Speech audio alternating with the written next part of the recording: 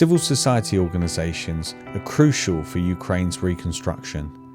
Involved in recovery and relief work since the start of the war, CSOs hold the government accountable in the distribution of funds, monitor impact, expose corruption, influence legislation, and strengthen democracy as a whole. For the last 18 months, the FCDO-funded Support to Civil Society programme, implemented by Crown agents in consortium with International Alert, has been distributing £10 million to Ukraine's CSOs to ensure that all citizens of Ukraine, especially the most vulnerable, are included in humanitarian and recovery activities. Hello, my name is Vlada Bidna. I am the project manager at the public organization charitable foundation Believe in Yourself. Our organization participates in various activities, including social work and therapeutic sessions to care for the residents of the communities where our hubs are located. The main goal of our project is to reconstruct 3 hubs in different regions of Ukraine, which enable us to train psychologists to work with war veterans, to conduct the groups of psychological support for the members of their families, to conduct workshops and trainings for school teachers and civilian population. Additionally, art therapy sessions will be conducted. It is important to make such psychosocial services as accessible as possible, especially in small towns and villages. Therefore, we hope that even in the most remote areas, there will be facilities similar to our project, along with technical resources and transportation to implement this idea.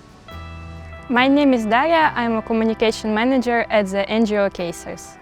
We are engaged in organizing medical help and medical evacuations in the deoccupied territories of Donetsk, Kherson and Kharkiv regions.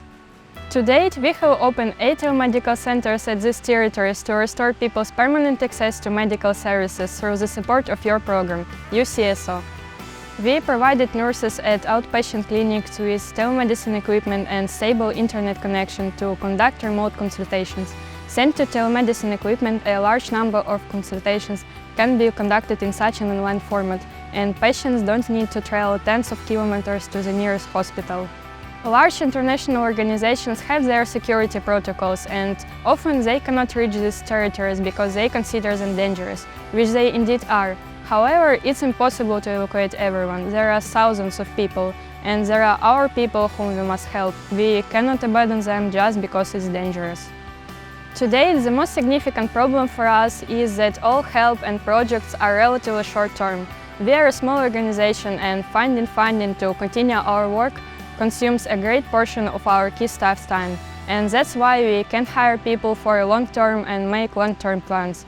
So the support of sustainability of our organization and institutional development is essential for us. CSOs have quickly adapted to cope with the devastation and destruction of war and help even the most vulnerable. Policymakers should draw on this experience, especially when planning the reconstruction. To cope with such a massive undertaking, CSOs need resources to operate at scale. If we want to build a country that looks after everyone, we need the knowledge, dedication and experience of civil society to understand what works for the people of Ukraine, now and in the future. Let's not waver in our support for Ukraine's CSOs in this crucial moment. We will not only save more lives, we will also make sure they prepare the country for a future in which everyone has a seat at the table.